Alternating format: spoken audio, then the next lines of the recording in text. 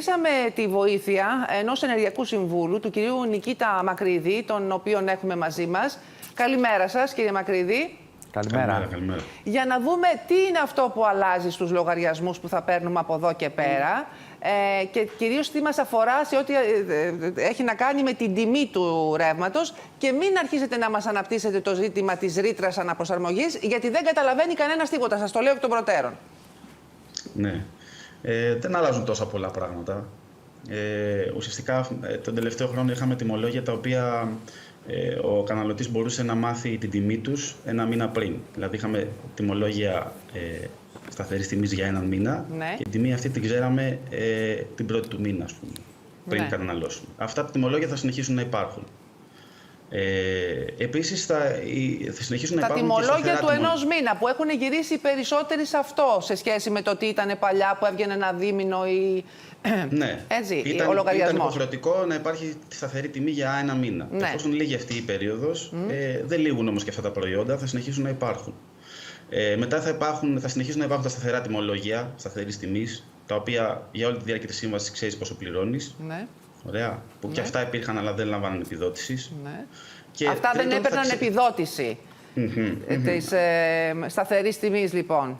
Ναι, η οποία όμως θα πάψει να ισχύει, οπότε θα μπορεί κάποιος να επιλέξει πλέον και κάτι τέτοιο. Και τρίτον, επανέρχονται τα τιμολόγια μεταβλητής τιμής, με μορφή την οποία μπορεί να επιλέξει ο κάθε πάροχος πώς ακριβώς θα τα παρουσιάσει. Κύριε Μακρύδη, ξέρετε, θέλω να ρωτήσω, γιατί ξεκινήσαμε κάπως έτσι και τη συζήτηση πριν. Δεν πρέπει επιτέλους στην Ελλάδα να δούμε τις ανανεώσιμες πηγές ενέργειας από τις οποίες να παίρνουμε ρεύμα και όχι από φυσικό αέριο? Κυρίως εννοώ. Κοιτάξτε, αυτό είναι πολύ μεγάλη κουβέντα και είναι δύσκολο να κατανοήσει ένας καταναλωτής. Αυτό που πρέπει να πούμε είναι ότι δεν επηρεάζει, και κάποιες φορές επηρεάζει και αρνητικά την τιμή. Μην νομίζω ότι είναι απλό.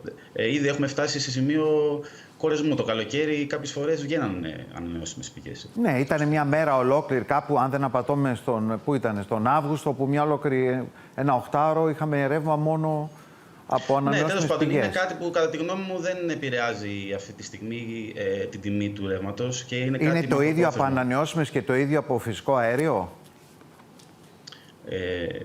Όχι, δεν είναι το ίδιο. Απλώς δεν είναι ένας τρόπος αυτή τη στιγμή να μειωθεί άμεσα η τιμή.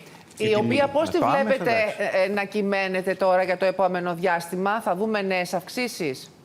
Κοιτάξτε, εφόσον διατηρούνται και τα τιμολόγια όπως είναι αυτή τη στιγμή, δεν νομίζω ότι θα υπάρχουν μεγάλες σταθεροποιήσεις. Αυτό που θα πρέπει να κρατήσουμε είναι ότι επανέρχονται τα τιμολόγια μεταβλητής τιμής. Ωραία. Ναι. Ότι όσοι είναι αυτή τη στιγμή σε τιμολόγιο σταθερό ενός μήνα θα μεταβούν σε τιμολόγιο μεταβλητής τιμής, γιατί μέσα στη συμβασή τους αυτό προβλέπεται, ότι μετά την λήξη στο μέτρο θα μεταβούν σε τιμολόγιο μεταβλητής τιμής, και ότι σύμφωνα με αυτά που γράφει η ΡΑΕ μέσα στο κείμενό της, υπάρχει σχετική νομοθετική ρύθμιση, ναι, που ισχύει ήδη, στην οποία εξακολουθεί να απαγορεύεται ένας πελάτης που είναι σε τιμολόγιο μεταβλητής τιμής να πάει σε σταθερό, να έχει πέναλτι αποχώρησης. Μάλιστα.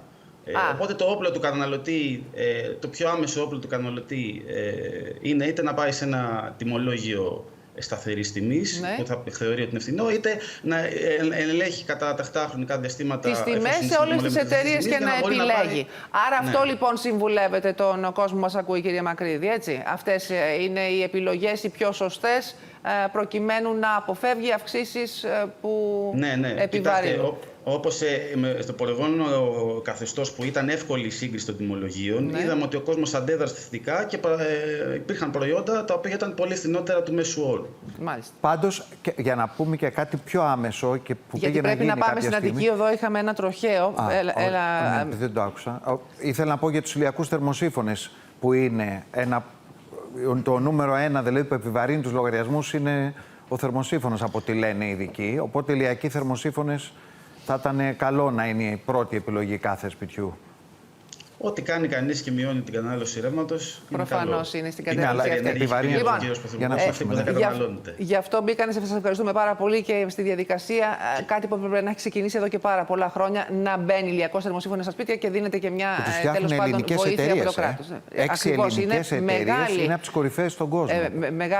Μεγάλες ελληνικές βιοτεχνίες. Λοιπόν, να σας ευχαριστήσουμε, κύριε Μακρύδη.